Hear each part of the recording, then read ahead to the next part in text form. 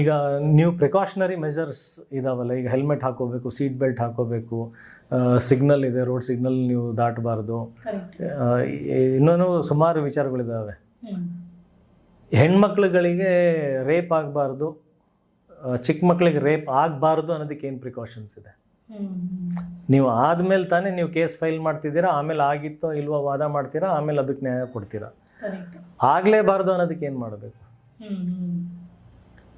ಅದಕ್ಕೆ ಸರಿಯಾದ ರೀತಿಯಲ್ಲಿ, ಅಂದರೆ ನಮ್ಮ ಪಾಪ್ಯುಲೇಷನ್ ತಕ್ಕಂತೆ ರೇಷಿಯೋ ಪ್ರಕಾರ ನ್ಯಾಯಾಂಗ ವ್ಯವಸ್ಥೆನಲ್ಲಿ ಅಧಿಕಾರಿಗಳು, ಪೊಲೀಸ್, ಇದರಲ್ಲಿ ಜನಸಂಖ್ಯೆ ಹೆಚ್ಚಾಗಬೇಕು. ಇದರಲ್ಲಿ ಜನಸಂಖ್ಯೆ ಹೆಚ್ಚಾಗಬೇಕಾದ್ರೆ ಅವ್ರಿಗೆ ಅಷ್ಟು ಸ್ಯಾಲ್ರಿ, ಅಷ್ಟು ವ್ಯವಸ್ಥೆಗಳು, ಮೂಲಭೂತ ಸೌಕರ್ಯಗಳು ಅದರಲ್ಲಿ ಸಿಗಬೇಕು.